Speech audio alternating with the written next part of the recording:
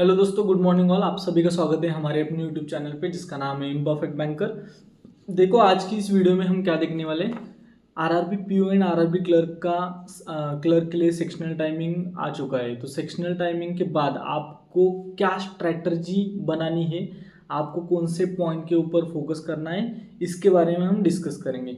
अब देखो, पहले तो मैं बताता हूँ, आपके पास अगर 100% टाइम है तो आपको 90% टाइम आपको देना है आपके प्रीलिम्स के ऊपर और 10% देना है जीए के ऊपर। यानी कि आपको दिन का 1 या 2 घंटा जीए के लिए देना ही है, क्योंकि ये 10 दिन का भी आपको बाद में करना पड़ेगा। वो ऐसा नहीं करना है, 1 घंटा 1.5 घंटा आप जीए को दे दो, बस वो वाला साइड में रखो। अब 90% टाइम जो है आपका, उसमें आपको आपके 101% देने हैं, क्योंकि ये 10 दिन आपको प्रीलिम्स निकाल के मेंस में पहुंचा सकते हैं। और ये 10 दिन आपके लिए बहुत ज़्यादा इंपॉर्टेंट है, क्योंकि at the end last moment पे आपका एग्जाम में यानी कि सेक्शनल टाइमिंग आ चुका है।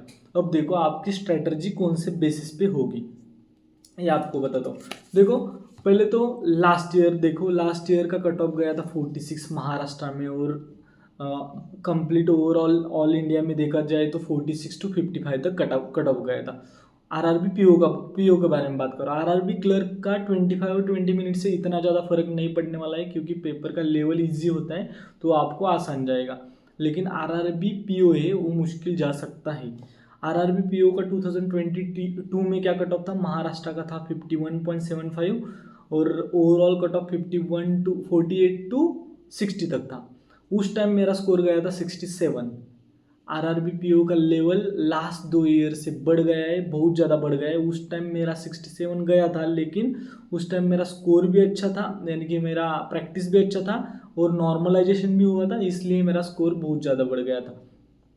अब आपको ये दोनों के बेसिस पे आपको क्या सोचना है कि उस टाइम का कट ऑफ 51 46 ऐसा जा रहा है, एग्जाम का लेवल अप हो रहा है, और अब क्या हो गया है कि सेक्शनल टाइमिंग आ गया है। अब देखो, पहला काम आपका है, आपको जाना है और आपके खुद के मॉक का फिर से एक बार एनालिसिस करना है, यानी या एनालिसिस करो या ओवरव्यू करना है कि आप कौन से सब्जेक्ट को कितना टाइम देते थे। 99% ऐसा होगा कि आप देखोगे कि आप रीजनिंग के लिए ज़्यादा टाइम दे रहे हो, क्वांट के लिए कम टाइम दे रहे हो। रीजनिंग का टाइम होगा 27, 30 या 32 मिनट्स, क्वांट का टाइम होगा 15, 17 या 20 मिनट्स। यानी कि क्वांट में सेम टाइम रहेगा 15 to 20 मिनट्स, रीजनिंग में टाइम होगा 27 to 32 मिनट्स। सबके लिए ऐसा ही होगा, इसलिए रीजनिंग में ज़्यादा मार्क्स लेकर आ रहे हो आप, और क्वांट में 10-15 मार्क्स लेकर आप आपका कट ऑफ आपके जो मॉक दे रहे हो उसमें क्लियर कर रहे हो। लेकिन अब स्ट्रैटेजी में चेंज करना पड़ेगा। आपके पास रीजनिंग में है 25 मिनट्स, क्वांट में है 20 मिनट्स। अब आपको दूसरा पॉइंट फोकस करना है। अब देखो, रीजनिंग में आपके पास 25 मिनट्स है। रीजनिंग में आपको ढूंढना है कि आपका वीक टॉपिक कौन सा है, कौन सा पॉइंट आप छोड़ सकते हो एग्जाम में, क्योंकि 25 मिनट्स में एग्जाम का लेवल जितना अप होता है वो मुझे पता है, मैंने एग्जाम दिए लास्ट 2 साल के, तो एग्जाम का लेवल बहुत अप होता है। आपको कुछ तो छोड़ना पड़ेगा। मैं छोड़ता था ब्लड रिलेशन, वो लास्ट में करना है। और आपको एक पजल जो आपको बहुत गंदा लग रहा है उसको भी लास्ट में रखना है।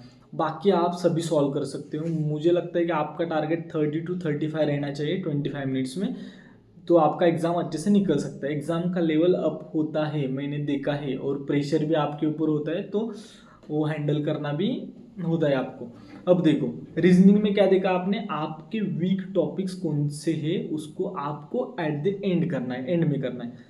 क्वांट में क्या स्ट्रैटेजी होनी चाहिए। अब आप आपका एग्जाम का एनालिसिस करो, जाओ और एनालिसिस करो। आप देखोगे कि आपके 90 to 95% टाइम मॉक्स में आप अरिथमेटिक तक जाते ही नहीं हो। आप कर रहे हो simplification, approximation, number series, quadratic and DI. उसमें से आपको मार्क्स आ रहे हैं 16 to 20 या 22, ऐसा ही हो रहा है। तो आपके पास अब 10 दिन बचे हैं और 10 दिन में आपको एग्ज़ाम क्लियर करना है। अब आपको क्या करना होगा, आपके पास 20 मिनट्स होते हैं, 20 मिनट्स में 25 मिनट मार्क्स का आता है, यानी कि अदर देन अरिथमेटिक। तो आपको फोकस इन 25 मार्क्स के ऊपर ही करना है। अब आपको मैक्सिमम फोकस करना, मैक्सिमम प्रैक्टिस करनी है simplification, approximation, number series, quadratic, DI, इन टॉपिक्स के ऊपर। जो आपका स्ट्रांग है उसके ऊपर ही आपको क्वांट में फोकस करना है, ना कि जो वीक है उसके ऊपर। रीजनिंग में हमने क्या किया, रीजनिंग में वीक है उसको एलिमिनेट किया, क्वांट में आपको फोकस करना है उसके ऊपर जो आपके स्ट्रांग पॉइंट है। अब देखो रीजनिंग में 32 मार्क्स, क्वांट में 18 टू 22 25 मार्क्स, ऐसे आपकी स्ट्रेटजी मुझे लगता है कि होनी चाहिए। एग्जाम का लेवल अप होने वाला है। अब देखो, अब अगर आप मॉक दे रहे हो और आपने सोचा कि हाँ मैं 25 मिनट्स रीजनिंग को दूंगा, ऐसी कौन सी भी मॉक अभी तक लॉन्च नहीं हुए जहाँ 25 और 20 मिनट्स का सेक्शन किया है, तो आप 25 का आप बोलोगे कि हाँ पजल ये वाला हो रहा है तो 26 मिनट दोगे। वहाँ ऐसे होने वाला है कि 25 मिनट्स होने के बाद सेक्शन चेंज होने वाला है, या 20 मिनट्स होने के बाद सेक्शन चेंज होने वाला है। वहाँ आपके पास एक सेकंड भी ज़्यादा नहीं है, तो आपको वो दिमाग में रखना है। अब उसके बाद आपको क्या स्विच करना है, आपको पहले तो मॉक फुल लेंथ लगानी है। फुल लेंथ मॉक में आपको 25 मिनट्स ही रीजनिंग को देना है, 20 मिनट्स ही क्वांट को देना है। आपको टाइम के ऊपर आपका फोकस होना चाहिए। हाँ 25 मिनट्स हो गए, मुझे ये करना है।